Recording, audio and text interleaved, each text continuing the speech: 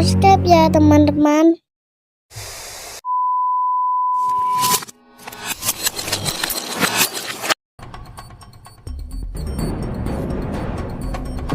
Berlatar 3 tahun sejak terjadinya gempa besar dalam sejarah, entah masih ada hubungannya dengan San Andreas atau tidak, tapi kondisi planet bumi saat ini sudah berada dalam fase post-apokaliptik, alias menjelang detik-detik akhir dunia, atau mungkin akhir zaman, dengan seluruh peradaban manusianya yang sudah runtuh, di mana kisah akan diawali dengan memperlihatkan seorang pemuda bernama Jiwan, yang sedang berburu seekor buaya menggunakan busur panahnya, yang dikira sudah berhasil. Ternyata buaya itu masih hidup dan justru balik menyerangnya.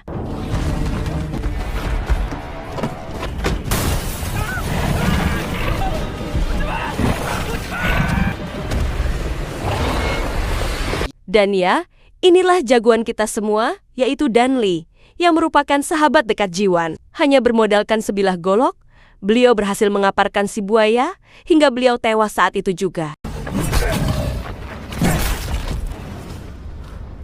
아이 맛있겠다. 봐. 아니 내가 그거 다 잡은 건데 그거. Beralih ke seorang gadis bernama Suna, yang tinggal bersama neneknya. Sejak bencana gempa bumi yang terjadi 3 tahun lalu, tempat ini jadi kesulitan air bersih. Sehingga Suna dan neneknya harus mengirit air, termasuk menyaring air kotor untuk kebutuhan hidup mereka. 내내 온통 썩은 물뿐이네. 순아야, 그렇게 생각해. Kembali ke Donli, ternyata berprofesi sebagai seorang tukang daging, dengan menjual daging buaya hasil beruannya. Uang dan perhiasan di sini di zaman ini sudah tidak ada harganya lagi, sudah tidak berharga. Sehingga transaksi jual beli kini sudah kembali menjadi sistem barter. 안 돼. 뭐야? 쌀이요 쌀. 아저씨 갈게요. 조심히 가. Tak lama, muncullah sebuah mobil yang merupakan para polisi gadungan, yang memang sudah sering membawa paksa beberapa orang untuk dibawa bersama mereka. Di mana salah satu warga yang punya postur tubuh tinggi bugar pun mencoba melakukan perlawanan, akan tetapi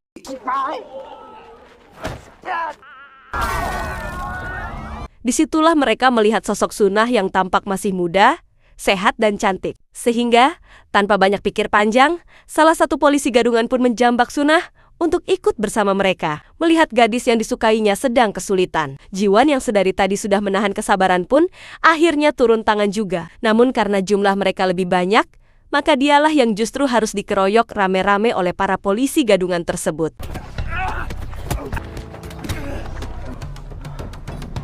Dan ya, jagoan kita semua pun akhirnya turun tangan. Niat hati tidak ingin cari ribut, Donli terpaksa mengeluarkan bogemannya, hingga membuat semua polisi gadungan tersebut terkapar tidak berdaya.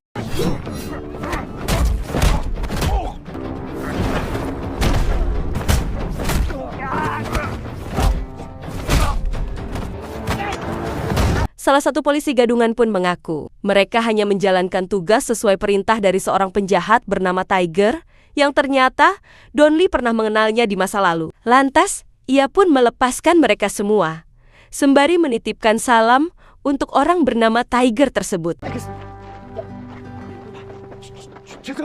Ketika Donli dan Jiwan sedang berangkat untuk melakukan looting, mereka berdua tak sengaja melihat Sunah dan neneknya sedang didatangi oleh sekelompok orang yang mengaku sebagai sukarelawan. Si wanita yang juga berprofesi sebagai guru pun menjelaskan bahwa mereka punya sebuah tempat aman di kota Seoul yang khusus diperuntuk bukan bagi para remaja, dengan misi untuk melindungi generasi muda di masa depan. Yang karena si guru dan timnya tampak sangat meyakinkan, Suna dan nenek pun memutuskan untuk ikut bersama dengan mereka. 아저씨도 나 꼭 보러 와야 돼요. 그래, 꼭 보러 갈게. Dalam perjalanan menuju ke Seoul, Suna dan nenek tidak sendiri, melainkan ada juga orang lain yang salah satunya bernama, kita panggil saja Susan, yang kebetulan seumuran dengan Suna. Karena jarak yang mereka tempuh sangat jauh, para lansia pun akan dibawa ke klinik untuk mendapatkan perawatan. Yang dengan kata lain, Suna harus berpisah dengan neneknya untuk sementara waktu.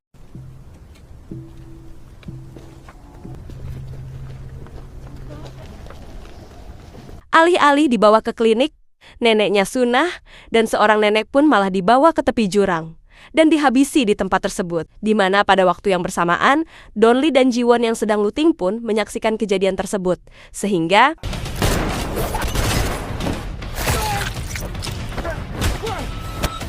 Donli dan Jiwan berhasil menumbangkan kedua sukarelawan dengan serangan yang fatal dan mustahil masih bisa bertahan. Namun ternyata keduanya bangkit kembali, sehingga bisa disimpulkan bahwa mereka bukanlah manusia biasa.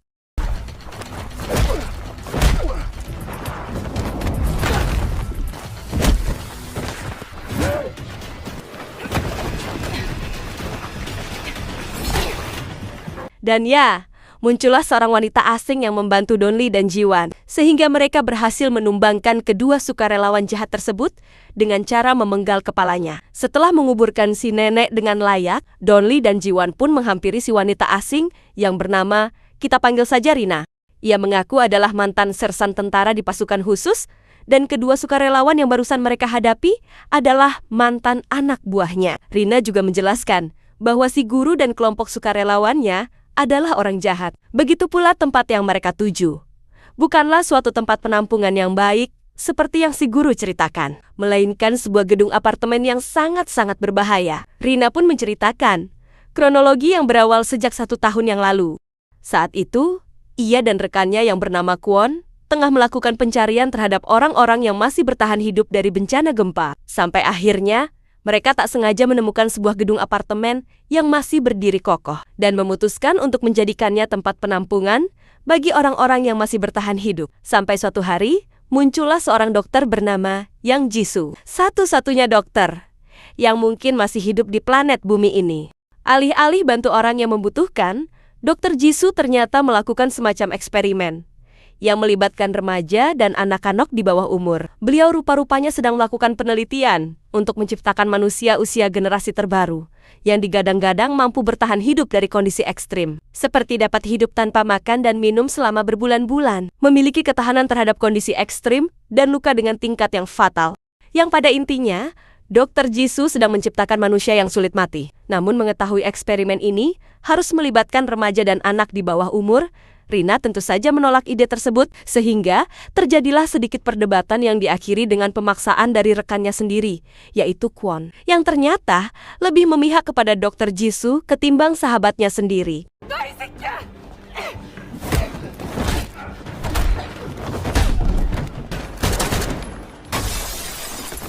아무래도 양기수가 사람들한테 이상한 실험을 하는 것 같습니다. Beralih ke Suna dan kawan-kawan yang sudah sampai di lokasi apartemen. Mereka langsung disambut oleh Dr. Jisoo yang memberikan sedikit pidato. Sebelum akhirnya Suna dan kawan-kawan dibawa ke kamar mereka masing-masing. 여러분들 그동안 저 밖에서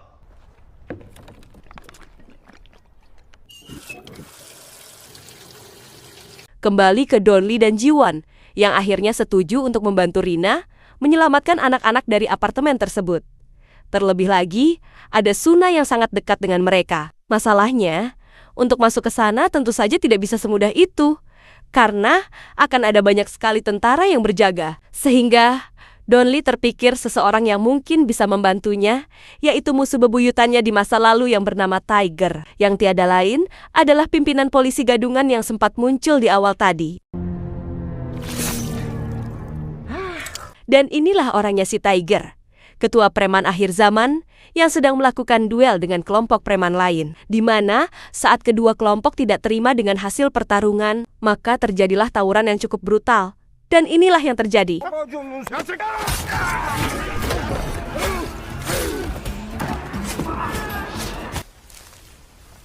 Tak lama, muncullah Donli yang meminta mereka semua untuk berhenti. Disinilah kita akhirnya akan mengetahui jika Donli dulunya adalah seorang petinju profesional yang sudah berhasil mengalahkan banyak lawan, yang salah satunya adalah si Tiger ini. Sehingga Tiger yang ingin membalas dendam pun meminta kelompok lawan untuk membantunya. Dan inilah yang terjadi.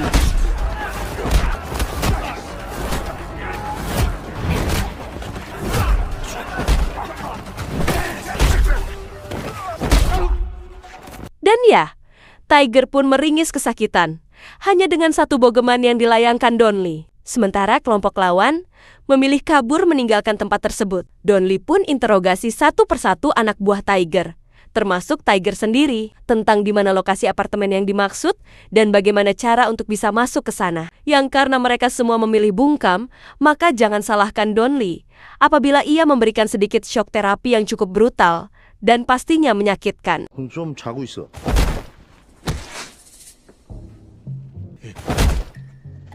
너 어쩌나? 몰라.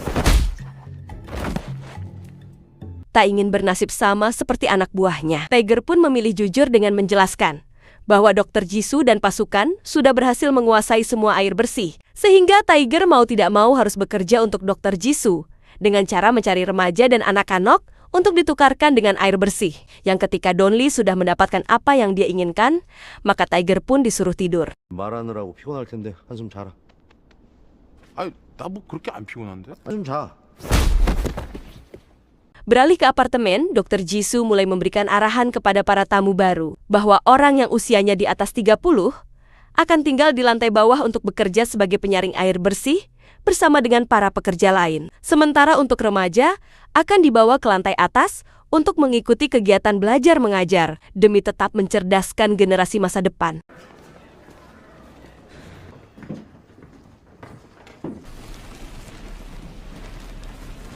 우리가 마시는 맑은 물로. Suna yang sudah tiba di dalam kelas pun mulai menyadari adanya kejanggalan saat melihat raut wajah para murid yang tampak lebih diam dan patuh dengan tatapan yang kosong. Bahkan, terdapat bekas luka di bagian belakang telinga yang dimiliki oleh hampir semua murid yang ada di kelas tersebut. 계속해서 물과 식량을 낭비되어 왔던 거예요.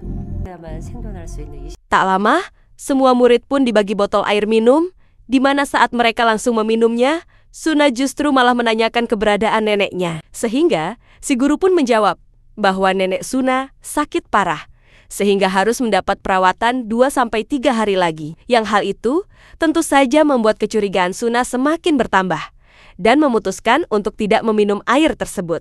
미래입니다. Malam harinya, Suna yang punya firasat buruk tentang tempat ini pun memutuskan untuk kabur. Yang pada waktu bersamaan, kedua orang tua Susan pun mendesak para tentara untuk menunjukkan di mana putrinya. Sehingga Dr. Jisoo pun terpaksa turun tangan langsung dengan mengajak mereka berdua ke dalam lab tempat percobaannya.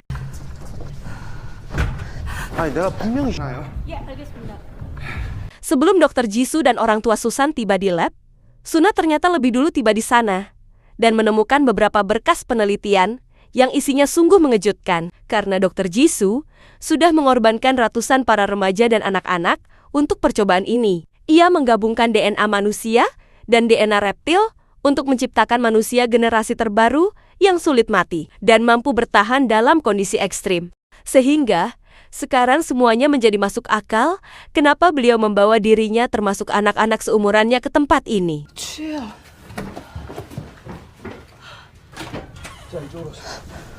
Suna pun dengan cepat bersembunyi saat Dr. Jisoo dan orang tua Susan tiba di lab. Tanpa banyak basa-basi, Dr. Jisoo langsung to the point bahwa dirinya sedang melakukan percobaan yang melibatkan remaja dan anak-anak. Bahkan, putrinya sendiri pun ia jadikan subjek percobaan pertama demi memenuhi ambisi liarnya tersebut.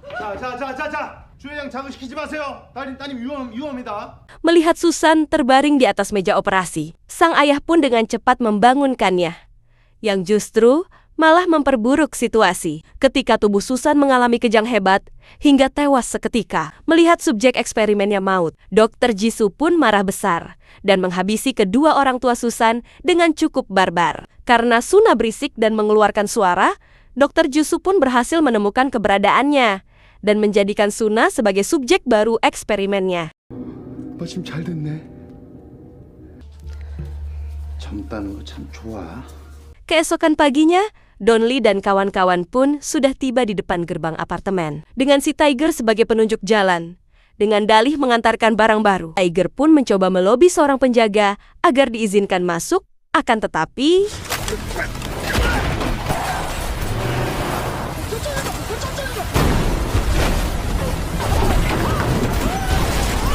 dan ya, alih-alih masuk dengan cara senyap tanpa ketahuan, Donli yang tak punya banyak waktu untuk perencanaan pun langsung masuk begitu saja menyerang para penjaga. Bahkan, Tiger sang ketua preman akhir zaman sekalipun terlihat ketakutan dan tak habis pikir dengan kebrutalan yang Donli lakukan.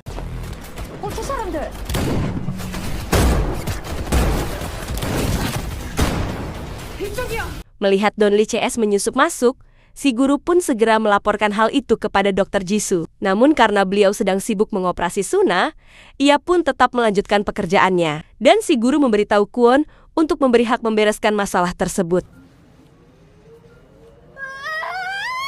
Donli CS pun masuk ke basement dengan tujuan untuk menyelamatkan anak buah Rina yang dikurung oleh Kwon. Namun alangkah terkejutnya Rina saat menemukan mereka semua sudah jadi mayat hidup alias zombie. Sehingga Donli CS terpaksa harus menghadapi mereka semua.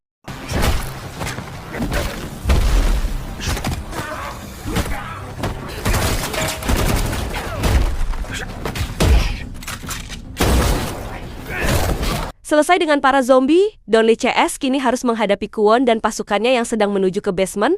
Akan tetapi Jiwan dan Rina pun disuruh naik lebih dulu untuk menyelamatkan Suna. Sementara Donli sendiri akan menghadapi anak buah Kwon yang terus berdatangan, di mana ia mengalami sedikit trouble saat sedang akan mengambil goloknya akibat postur tubuhnya yang terlalu gemoy.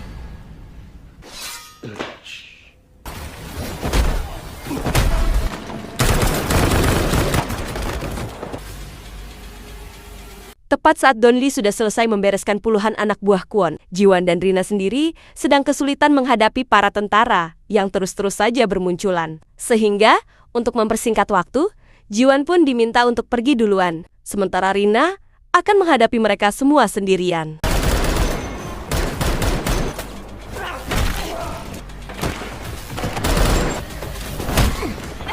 Dan ya, muncullah Kwon yang notabene adalah mantan rekannya sendiri, di mana mereka berdua terlibat duel menggunakan tangan kosong dengan Rina yang sempat berhasil melukai wajah si Kwon.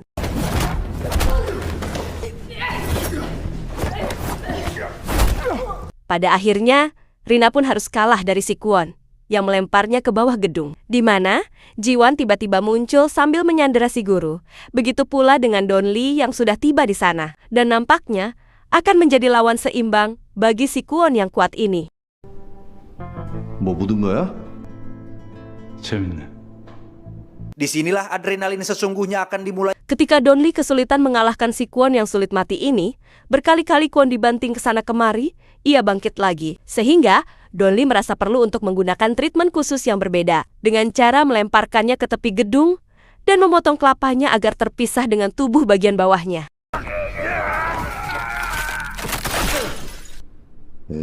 Menyadari pasukannya sudah habis, Dr. Jisoo pun dengan cepat menyuntikkan serum yang dihasilkan dari sampel tubuh Suna. Tanpa ia sadari bahwa Suna tidak pernah meminum air yang disediakan di tempat ini. Padahal, syarat utama agar serumnya bisa bekerja dengan sempurna adalah si subjek wajib meminum air yang sudah tercampur mikroorganisme khusus yang bertujuan untuk stabilkan serumnya.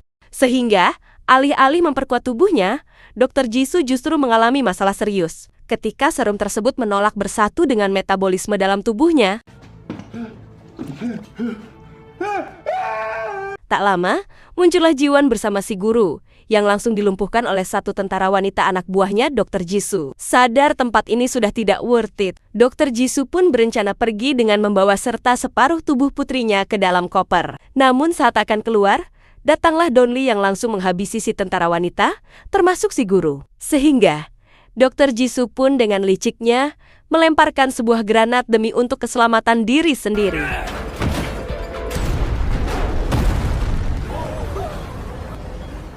Setibanya di bawah, Dr. Jisoo langsung dikerubuti oleh para orang tua yang meminta anak mereka dikembalikan dengan kondisi sebagian badannya yang mengalami bengkak benjolan akibat kegagalan serum. Dr. Jisoo pun mulai menggila dengan mengambil sebuah senjata, menembaki semua orang, hingga tak sengaja mengenai koper berisi tubuh putrinya sendiri.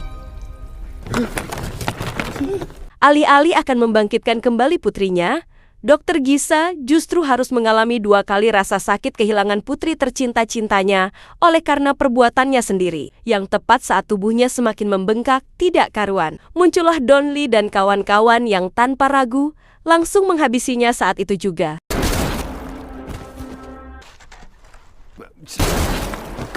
Setelah semuanya berakhir, barulah turun hujan yang selama 3 tahun ini tidak pernah turun. Sebagian anak-anak dan remaja kini bisa kembali pada orang tuanya, sehingga mereka bisa memulai kembali peradaban tanpa adanya para oknum yang akan meresahkan. Tamat. Terima kasih sudah menyaksikan alur cerita film sampai akhir. Jangan lupa subscribe. Dan sampai jumpa di movie berikutnya.